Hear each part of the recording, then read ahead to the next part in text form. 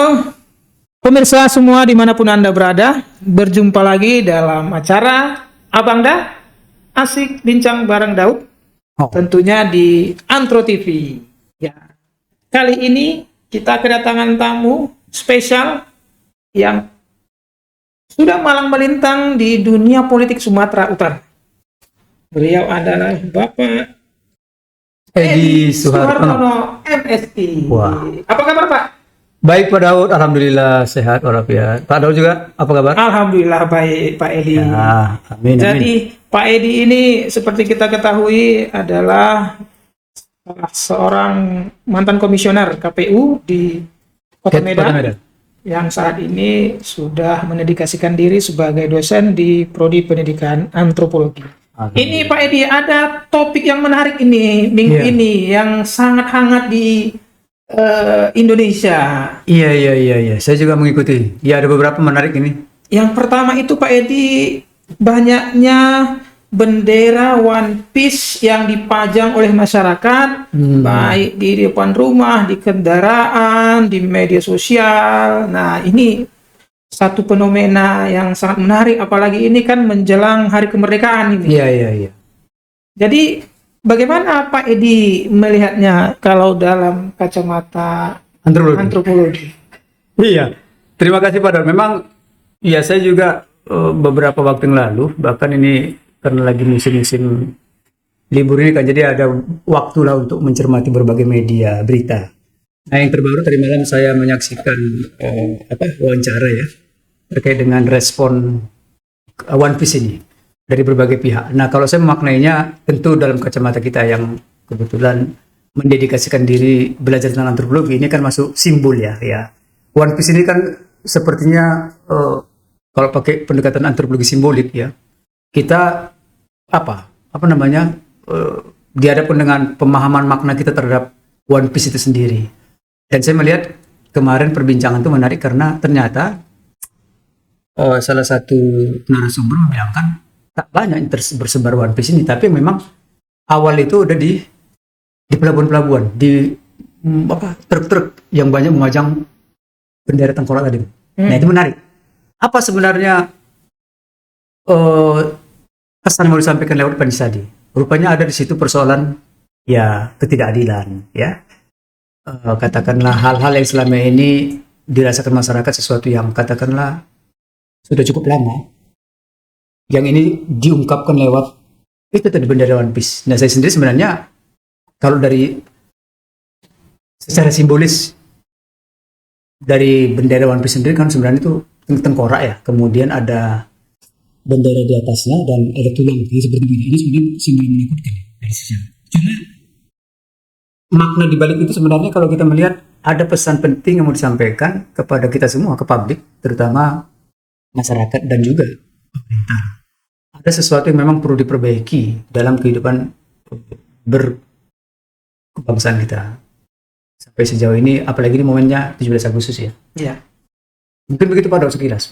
Iya, menarik itu Pak Edi, bahwa ada keresahan-keresahan sebenarnya di tengah masyarakat yang itu disimbolkan melalui bendera. Iya. Ya, memang kita kenal ini adalah simbol pemberontakan sebenarnya ya.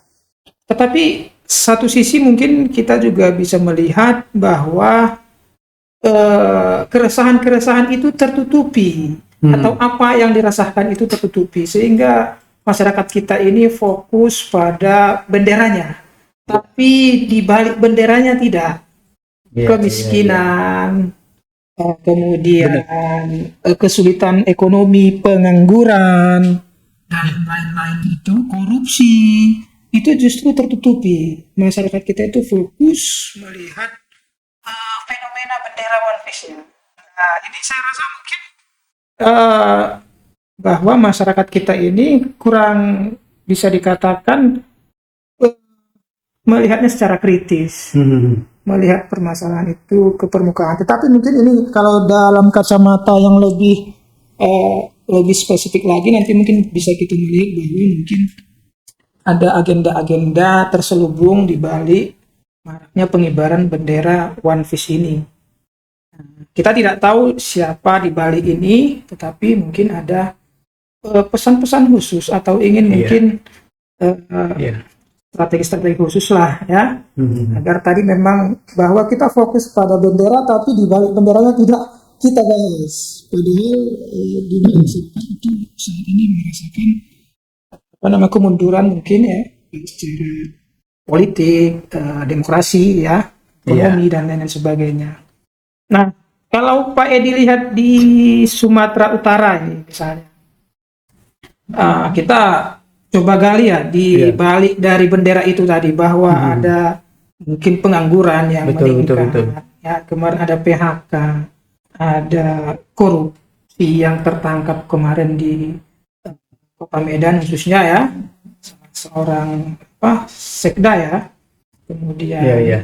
adanya mungkin kriminalitas, kemiskinan gitu. Nah, kalau menurut Pak Edi sendiri, apakah ini memang ada sebuah grand design gitu untuk menutupi fakta-fakta itu tadi, Iya. untuk melindungi itu? Bagaimana menurut Pak Edi? Ya, kalau sebenarnya ini puncak gunung sebenarnya Pak. Kenapa puncak gunung? Jadi selama ini sesuatu yang kemudian sudah lama ada, tapi kemudian masyarakat publik dalam hal ini menunggu momen saja. Nah, kalau untuk Sumatera Utara sebenarnya persoalan-persoalan di tingkat nasional itu juga kita rasakan sekarang di sini. Misalnya ketidakadilan dari sisi hukum. Dan untuk Sumatera Utara sebenarnya ini kan meneruskan atau katakanlah imbasan dari persoalan-persoalan di tingkat nasional. Kalau kita misalnya di sini persoalan-persoalan misalnya yang belum tuntas itu adalah misalnya konflik ya, konflik masyarakat terutama yang berhadapan dengan penguasa dalam hal ini misalnya dalam hal kepemilikan lahan atau konflik sumber daya alam maksud saya. Kemudian secara politis sebenarnya kan bagaimana masyarakat juga dihadapkan, dipertontonkan dengan praktek-praktek keadilan atau katakan praktek yang berkaitan dengan masalah hukum, itu menunjukkan situasi yang memang ini imbasan dari politik, kepentingan politik pasca penyelenggaraan pemilu kemarin. Apakah pemilu dalam artian pemilu nasional maupun pemilihan kepala daerah. Ini semuanya satu perentetan panjang. Nah, hari ini kita dihadapkan dengan misalnya persoalan-persoalan saya bilang tadi ibarat puncak gunung es. Nah, sekarang ini masyarakat menyikapinya dengan berbagai macam apa? Katakanlah reaksi, termasuk salah satu tadi dengan adanya One Piece. Nah, kalau di Sumatera Utara saya bilang misalnya kita mau cerita apa? Dari sektor mana kita misalnya? Dari sektor katakanlah Medan rawan banjir ya, sampai hari ini kan nggak tuntas-tuntas itu. Kemudian ada lapangan Merdeka yang dibangun juga nggak tuntas. Belum lagi kemudian misalnya jalan raya, jalan yang infrastruktur yang juga kita rasakan belum begitu katakanlah memuaskan ya. Memang kita lihat memang ada perkembangan misalnya tol, akses jalan tol mulai banyak ada ya perkembangan di Sumatera Utara ini, tapi itu bukan sesuatu yang kemudian apa ya bisa menyelesaikan. Tapi ada hal yang sifatnya di akar di rakyat itu yang sebenarnya misalnya persoalan kesulitan tadi kerja. Kalau hari ini kita misalnya di Medan pada hari ini kita lihat bagaimana UMKM itu jadi pintu masuk baik oleh pemerintah untuk bagaimana masyarakat bisa meresponnya. Misalnya kemarin saya coba melihat bagaimana misalnya kehidupan malam di Kota Medan. Itu saya agak shock juga Pak Daud. Saya nggak tahu apakah memang lapangan Merdeka yang tadi katakanlah pro kontra pembangunannya itu punya daya tarik menjadi magnet yang luar biasa sehingga kemudian daerah-daerah pinggiran Kota Medan ini misalnya dari ya apakah itu mana dari Belawan, dari Dene sana, dari Tembung itu kemudian terutama anak mudanya itu berdatangan ke pusat-pusat keramaian yang memang nggak tahu mengapai. Nah, apakah ini pertanda bahwasanya UMKM kita berkembang? Saya lihat tidak.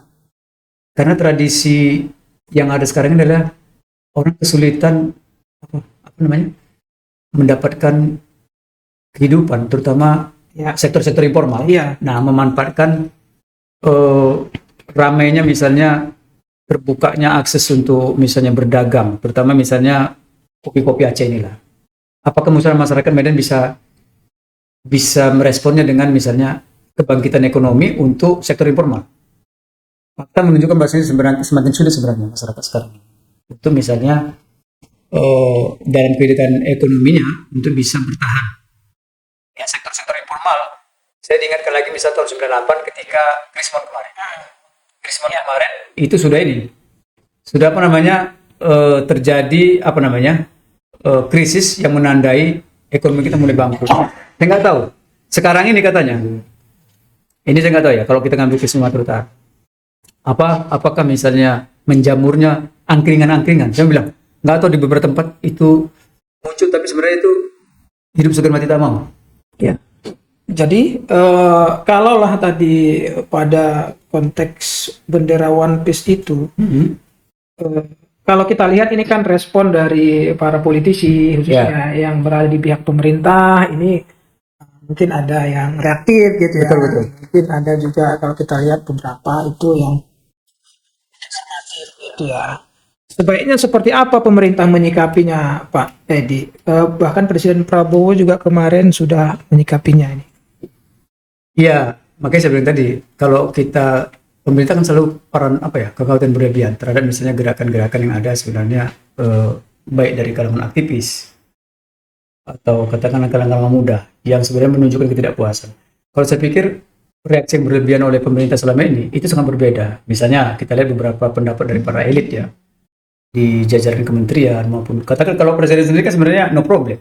Tapi kemudian bawahan dari kementerian berbeda, terutama yang pakai pendekatan keamanan ini kan selalu berbahaya. Berpikirnya ini selalu berbahaya, atau katakanlah ini potensi makar, atau apalagi ini ada momen 17 Agustus kan. Kalau posisi bendera One Piece berada misalnya setara dengan merah putih, jadi selalu kemudian menghina, padahal tak ada satu pasal-pasal makar itu bisa menyimpulkan bahwasanya One Piece ini masuk dalam kategori yang mengganggu. Ya. Nah, kita makanya saya bilang tadi secara antropologis menarik ini untuk melakukan eksplorasi beliau. Apa sebenarnya komponen atau atribut yang lengket di One Piece itu? Misalnya ukiran apa di situ? Saya sepintas melihatnya seperti tengkorak begitu ya. Ketika saya film Pirates di Caribbean itu ada gambar tengkorak juga kan. Nah, menarik ketika kemarin di pelabuhan ternyata banyak truk-truk itu yang memasang bendera itu. Ini menarik sebenarnya. Ada apa di pelabuhan? Yang mereka nunggu berjam-jam dan diperlakukan sangat sebenarnya tidak manusiawi, sehingga ekspresi mereka marah. Sebenarnya ekspresi kemarahan itu Piece itu. Oke. Jadi kalau dari sisi pemerintah sebenarnya tidak perlu reaktif ya. Iya. Sudah biar ini tidak usah jadi polemik lagi, sudah diamkan sajalah begitu. Harusnya kan begitu ya. Seharusnya kita akan fokus pada permasalahan yang tadi di baliknya tadi. Nah, sebagai masyarakat umum ini ya, masyarakat biasa seperti kita ini misalnya, apa sebenarnya yang harus kita lakukan di dalam konteks seperti hari inilah tadi dengan fenomena One Piece ini, Pak? Apakah kita misalnya ya udah kita pun tidak perlu lagi lah misalnya pakai bendera One Piece, langsung saja lah misalnya, ayo ini tuntutan kami, janji presiden itu ini mana janjinya? Apakah harus seperti itu atau memang masih perlu perjuangan secara simbolik tadi dengan menggunakan simbol bendera One Piece, dengan menggunakan simbol-simbol yang lain, atau seperti apa seharusnya? Sebenarnya kilas balik One Piece ini muncul sebenarnya sedang dari puncak gunung es. Tapi ini latar belakang jelas. Jadi ada rangkaian panjang persoalan kebangsaan ini. Jadi misalnya ketika misalnya demokrasi dari pemilu, pilkada, dan muncul misalnya tuntutan atau katakanlah fakta-fakta terjadi misalnya banyak kebohongan publik. Yang terakhir misalnya masalah tuntutan yang sampai sekarang terus yang diperjuangkan oleh Surya dan kawan-kawan. Nah, ini kayak kotak Pandora, dia membuka semua tabir ketidakadilan atau tabir persoalan-persoalan yang saya bilang tadi itu akhirnya muncul ke permukaan. Pemicunya adalah ketika para kalangan, bukan partai politik, kalau partai politik itu tidak ada gerakannya, tapi para akademisi atau katakan aktivis yang kemudian memicu munculnya keberanian publik dalam arti luas yang lewat tentunya lewat anak muda pastinya itu memunculkan gerakan-gerakan yang sifatnya pro perubahan ya, untuk memastikan negara harus peduli, negara harus hadir, negara harus respon menyikapi ini. Nah, kalau sikapnya yang saya bilang tadi itu berlebihan ya, berlebihan dalam artian misalnya diinterogasi lah. Ini saya baca kemarin di Jawa itu malah kemudian pemasangan bendera One Piece ini kemudian malah pidana. Iya, artinya dilarang sama sekali. Padahal kemudian mereka kan berarti nggak nyimak itu. Presiden sendiri menganggap itu nggak masalah, kan begitu. Cuman batasan ini menyala, kemudian potensi mengundang misalnya kerusuhan macam-macam. Ini yang sebenarnya kita melihatnya tak seragam respon dari pemerintah atau negara lah terhadap fenomena ini. Jadi yang saya bilang tadi ini jadi kotak Pandora. Kasus-kasus yang sebelumnya ada, semakin kritis ini orang banyak. kampus, saya nggak tahu nih. Kampus juga apakah masih bergeming dengan situasi ini atau malah lebih banyak nanti nih kalangan-kalangan yang sebenarnya bukan sakit hati ya, bukan barisan sakit hati, dan juga bukan politis yang nggak dapat kursi enggak, tapi lebih kepada sebenarnya ini partai yang harus ya dibuka rame-rame. Nah, kalau sudah ada satu dua yang menjadi katakanlah pendobrak, besok-besok ini mungkin nggak tahu peluang sebenarnya untuk misalnya kalau kita mau ini jadi start mau menuntut perubahan yang lebih baik, begitu. Oke, baik. Kalau begitu Pak Edi, berarti bisa kita simpulkan pembicaraan hari ini ya, pemerintah fokus pada pengentasan semua permasalahan yang dialami oleh masyarakat. Iya, begitu hari saya ini. pikir. Nah, begitu juga seharusnya masyarakat tadi seperti kita ini Kritis juga terus. kritis tetapi menjaga kondusivitas. Betul, kalau itu pasti. Menjaga kondusivitas dan fokus pada perjuangan hal-hal yang substansi, Iya. bukan pada perjuangan-perjuangan yang mendistorsi nilai-nilai itu tadi. Yang kata Pak Do tadi di belakang itu ada soal apa? Saya pikir ini yang saya bilang tadi itu cara berpikir yang kemudian ini yang something wrong itu semuanya salah. Jadi kalau kita berpikir ke siapa yang menggerakkan dan sebagainya, itu yang jadi hantu. Tidak hanya pada masa tapi di politisi bahkan kemudian elit-elit itu soal kemudian ada yang menggerakkan. Padahal siapa yang menggerakkan? Yang menggerakkan hati nurani sebenarnya. Ya, Iya. ketidakadilan, pengangguran macam-macam. Mungkin tidak ada yang menggerakkan, tapi ada yang menunggangi untuk menutupi sesuatu yang di Iya, bawah itu tadi. Itu jadi misteri jadi. Baik, pemirsa sekalian, demikian perbincangan singkat kita dengan Pak Edi Suhartono, pengamat politik dan antropolog yang saat ini juga dosen di Universitas Negeri Medan. Baik, pemirsa, demikian mungkin ada tema-tema yang menarik yang menurut Anda ingin kami bincangkan, silahkan komen pada kolom komentar di bawah dan nanti akan kita pilih untuk kita bahas pada sesi-sesi berikutnya. Demikian, sampai jumpa. Mohon pamit. Assalamualaikum warahmatullahi wabarakatuh. Waalaikumsalam. Sampai jumpa.